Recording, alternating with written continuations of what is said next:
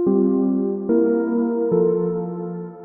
Sagazen, welcome back to Saga Talk. Di sini bersama aku Cinta dan aku Aurora. Nah, kali ini di sebelah kita udah ada kakak-kakak yang keren banget ya, Kak.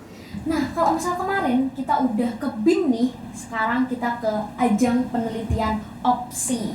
Nah, di sebelah kita ada Kak Aurel sama Kak Jojo yang berhasil meraih medali perak di ajang Olimpiade Penelitian Siswa Indonesia atau OPSI. Nah, boleh kali Kak dada-dada dulu ke Sagazen yang lagi nonton, sekalian perkenalan. Halo Sagazen, aku Jonathan Nugrasiotan, bisa dipanggil Jonathan dari 12 MIPA 10. Aku Agatan Akuita Aurel Fiadina, bisa dipanggil Aurel dari 12 MIPA 10. Oke, berarti di episode podcast Saklar Januari kali ini kemarin kan udah BIM dan sekarang OPSI. Berarti kita penuhi dengan prestasi dari anak siswa-siswi SMA Negeri 3 Semarang. Oke, jadi sebelum kita ngobrol banyak, pasti Sagazen di rumah mungkin ada yang belum tahu nih OPSI itu apa sih Kak, dan mungkin bidang-bidangnya tuh apa aja kayak gitu. Mungkin dari kakak bisa jelasin ke Sagazen. Gitu. Jadi OPSI ini salah satu lomba dari Puspesnas, Pusat Prestasi Nasional, yang fokusnya di penelitian. Oke. Nanti bakal ada tahap-tahapannya nih biasanya. Kita kirim proposal, nanti dari review proposal, diterima atau enggak, lolos atau enggak. Nanti kita langsung bikin penelitian. Di OPSI ini, kalau misalnya kita lolos final, nanti kita bakal ke Jakarta nih ceritanya. Selain buat ditanya jawab soal penelitian kita, pertanggungjawaban kita, juga bakal ada training lagi di Jakarta soal penelitian. Misalkan soal ethical clearance, soal gimana sih cara bikin penelitian yang baik, judul yang baik gitu-gitu. Selain rumit, seru juga ya. Iya. Dan tadi aku sempat nangkep, berarti kalau setelah masuk final ke Jakarta ya Kak. Iya. Berarti kan ketemu sama siswa-siswi Indonesia yang pastinya juga keren-keren banget kan. Jadi kakak sendiri tuh kayak gimana gitu perasaannya Dan pengalamannya mungkin ketemu teman-teman, banyak teman-teman yang ini satu passion juga kan, sama-sama penelitian juga. Jujur seru banget sih, juga banyak pandangan-pandangan baru dari mereka yang jadi ambil. Kita juga nambah relasi pertemanan dan gitu. Juga bisa tadi tuh kan tanya bidangnya ada apa aja nih kan. Kan ada kita tuh dari ilmu sosial humaniora, tapi kalau SMA ada lagi MST, Matematika, Sains dan Teknologi, sama FTR, Fisika Terapan dan Rekayasa. Jadi ketika di Jakarta kita juga ketemu orang dari bidang yang beda-beda. Misalkan kita humaniora kan, kita ketemu juga dari fisika terapan gitu-gitu. Kita lihat penelitiannya gimana, kan pasti kayak multi bidang gitu, asik banget nemu yang baru pasti. Makin bisa sharing-sharing juga ya. Iya, pasti bakal seru banget nih. Oke, terus selanjutnya mungkin dari benefit nih Kak. Benefit pasti kan ikut OPSI, salah satu ajang penelitian yang bergengsi yang ada di Indonesia. Itu pasti ada dong benefit yang terkhusus yang pastinya bakal mungkin bisa jadi eksklusif. motivasi. Bener Ya, banget. bikin kakak-kakak di sini tuh pengen ikut OPSI dan pengen jadi penelitian, karena setauku sendiri ya penelitian itu masih kurang banyak diminati gitu loh. Untuk yang pertama tentunya kalau bisa menang itu bisa dapat penghargaan yang udah terkurasi dan dari Puspesnas langsung gitu, dari kementerian kan. Dan itu nanti juga bisa membantu waktu misalnya mau apply beasiswa atau mau daftar universitas, biasanya yang dari Kemendikbud itu biasanya diprioritaskan juga. Jadi ada juga uang penghargaannya itu juga cukup banyak ya. Terus juga nambah pengalaman, nambah relasi karena kita ke final yang di Jakarta itu. Dengar benefitnya, aku yakin pasti Sagazen yang nonton makin kepengen mendalami penelitian. Harus pada pengen penelitian. Oke, jadi aku juga nge-highlight hadiahnya. Hadiahnya tuh apa sih Kak? Maksudnya uang tunainya seperti apa? Lalu juga mungkin beasiswa. Hadiah lain juga. Bener. Kayak gitu seperti apa? Hadiah utamanya itu sebenarnya adalah sertifikat ya, itu yang paling penting buat kita anak SMA kan. Ada juga medali begitu. Buat hadiah uangnya sendiri itu dihitungnya sebagai uang pembinaan. Oke.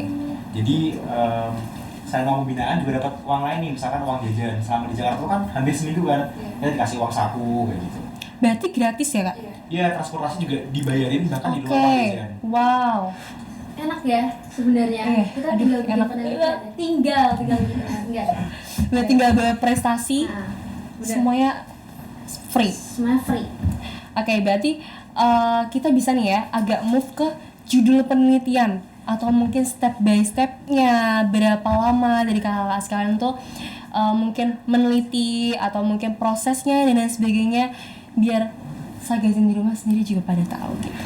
Jadi judul penelitian kita itu yang buat opsi ini ya, itu judulnya Setara. Setara itu aplikasi penerjemah bahasa isyarat sebagai solusi disequilibrium hak komunikasi dan pendidikan di Kota Semarang. Jadi banget. iya. Jadi produknya nih hasil akhirnya itu aplikasi buat nerjemahin bahasa isyarat. Bahasa isyarat jadi muncul teksnya gitu.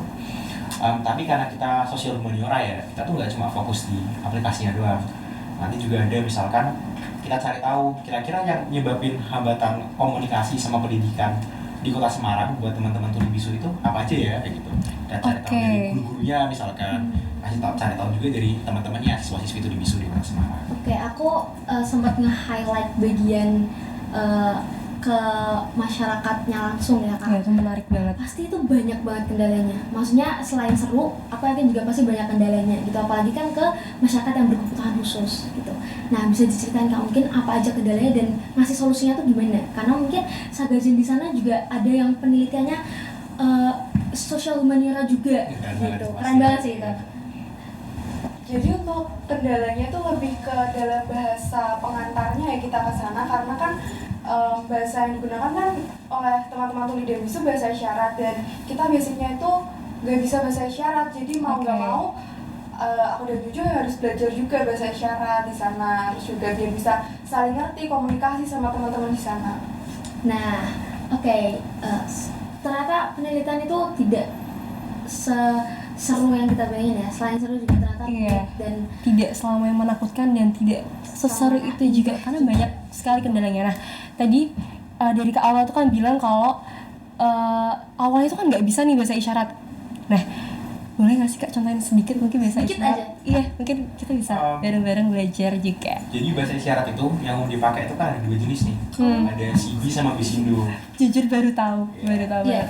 Ilmu baru. Fun fact baru. Iya, Asik banget. Iya, asik banget. Kalau CB itu bahasa isyarat, sistem isyarat bahasa Indonesia yang diturunin dari ASL, bahasa isyarat Amerika.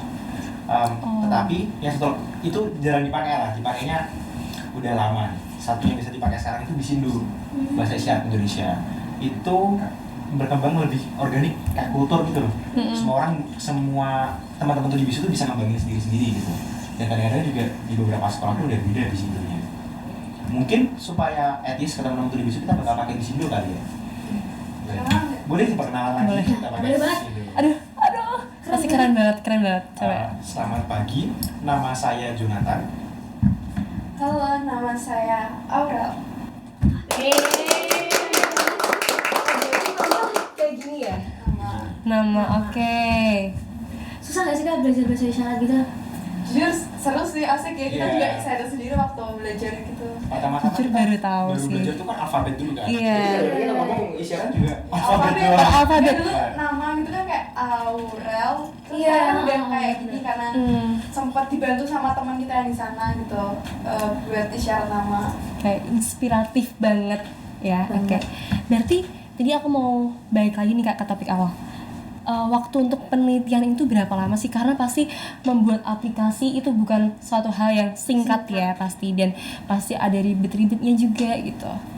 Sebenarnya penelitiannya itu udah kita lakuin dari awal banget ya, dari Kalau kelas 10 awal kan udah diminta buat bikin riset gitu, udah aku sama Juju udah mikir dari awal tuh rencananya tenaga surya dulu kan, Iya, terus gila. Ya ampun. dan habis itu kayak gak mungkin, terus kita ubah pelan-pelan, akhirnya mau fokus ke penerjemahan bahasa isyarat, dan terus ya dibuat aplikasinya.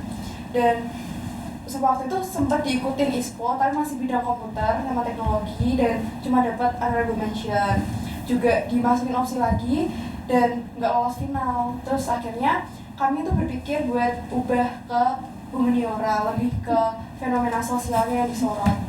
Oke, berarti ada keinginan buat ngembangin lagi gitu. Ini aku tertarik banget sama itu karena keren banget. Karena biasanya ya setahu aku pasti orang kalau udah nyoba itu ya udah gitu. Udah nyerah, Iya. apalagi Iya. sempat gagal juga kan. Iya. Nah, Dan ini mau dikembangin lagi. cuman aku lebih ke penasaran dari tenaga surya itu kok bisa pelan-pelan ke sosial humaniora, karena kayak jauh banget ya Kak. Kok bisa kepikiran untuk ke tema itu gitu loh. Ibaratnya kayak linjur. Iya. Iya. Ya, sebenarnya itu jadi menarik karena aku sendiri sama Aurel nih lebih tertarik sama bidang-bidang humaniora, sama sosial humaniora. Dan kita maksudnya di MIPA, kita kepikirannya kayak terkotak-kotakin gitu loh. Kita harus bikin penelitian tuh yang eksakta.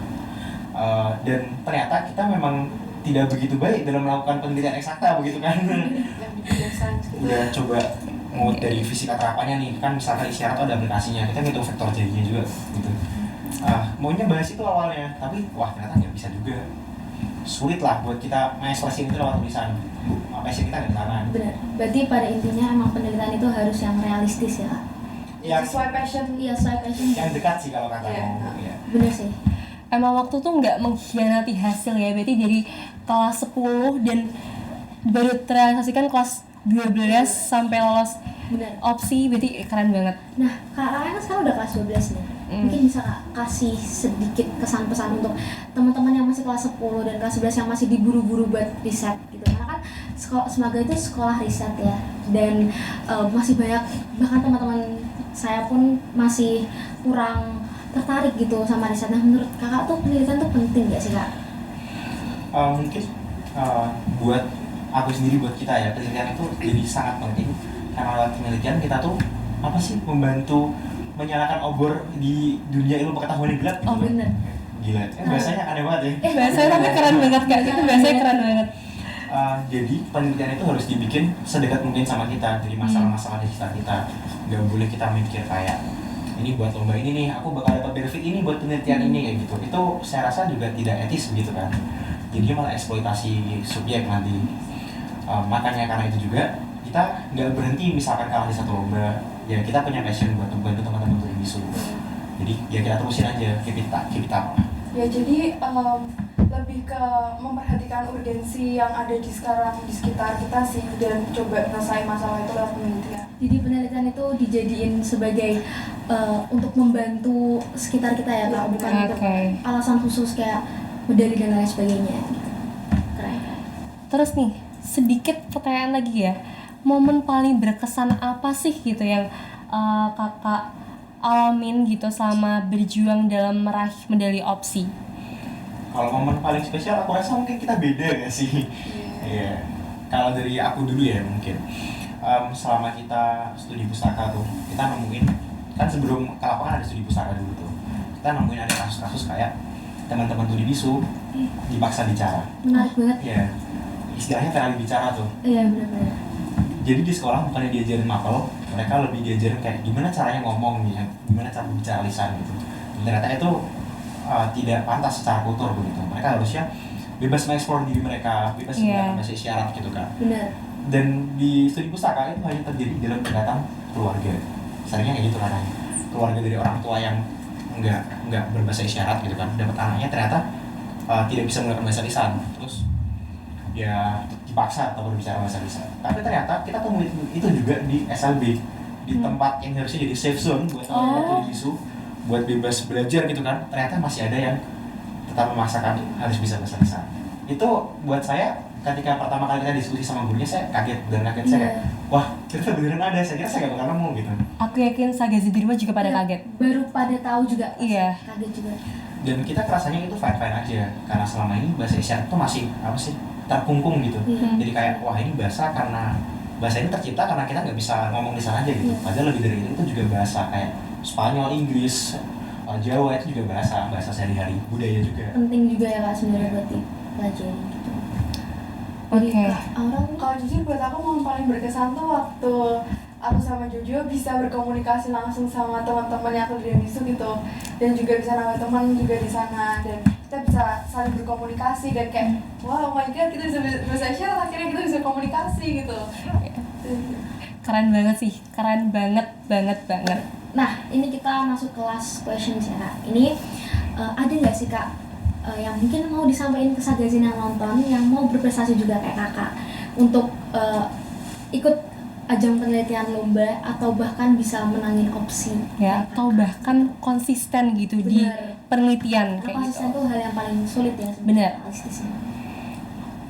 Aku rasa nih buat kita jadi konsisten itu ada kaitannya kayak gimana kita memilih topik penelitian kita juga. Apakah itu benar-benar yang relate sama kita, dekat sama kita, di sekitar kita, atau minat kita apa enggak kayak gitu. waktu dulu pertama kali aku sama Aurel mau bikin dalam fisika terapan itu ya, kita merasa sangat terbebani. Wah, rasanya berat banget. Semuanya sukar, semuanya macam radu. Karena bukan passionnya. Iya, sukar juga. Terus ketika kita akhirnya memutuskan buat lanjut sosial humaniora, itu terasa lebih menyenangkan, sesuai passion. Rasanya lebih ringan. Teori-teori yang sebenarnya suka dipahami, kita ada simulacrum gitu, teori Prancis, simulacra teori yang Bourdieu, yang kayak gitu jadi meluncur dengan enak, bisa ditulis dengan ramah gitu. Ya semua jadi menyenangkan kalau misalkan sesuai passion dan kalian punya interest di sana. Keren banget. Silakan Yang mau nambahin, jangan takut buat coba, jangan takut buat belajar, dan jangan takut buat gagal. Aduh, Kata-kata hari ini. kata-kata ini kita udah ya. Catat. Nah, nggak Oke. terasa ya, ternyata kita udah lama ngobrolnya dan seru banget. bener banget, Cerita dari Kak Jojo dan Kak Aurel ini sangat menginspiratif. inspiratif banget dan dan motivasi banget. ya Dan sangat aku yakin informatif. juga kalian Sagazen yang lagi nonton dimanapun kalian berada, pasti kalian juga jadi paling enggak ada niatan lah untuk berprestasi juga gitu. Nah kalau misal kalian mau berprestasi kayak Kak Aurel dan Kak Jojo, bisa banget nih jalanin tips-tipsnya yang udah diceritain sama Kak Jojo sama Kak Aurel tadi. Oke, jadi terima kasih buat Kak Aurel sama Kak Juju juga yang udah berkenan nih untuk jadi narasumber kita pada hari ini. Menyempatkan waktunya loh. Iya, ya Sela-sela yang ampun, lagi sibuk ini ya kelas 12. keren banget nih. Makasih banget juga loh, menyenangkan. Iya. Dan juga kami mau ngucapin terima kasih juga buat Sagazen yang ada di rumah yang lagi nonton ya ini ya, lagi di mana? Udah tahu di mana aja lagi nonton lah pokoknya ya. Oke, terima kasih. Jadi sebelum closing podcast Sakular kan punya jargon nih Kak. Kita kenalin kali ya Kak jargon. Iya. Jargonnya itu jadi semoga podcast Sakular beyond spektakuler. Oke, kita ulangi lagi bareng-bareng ya Kak. Hitung aja. Oke, 1, 2, 3. Semoga podcast Sakular beyond spektakuler. Terima kasih buat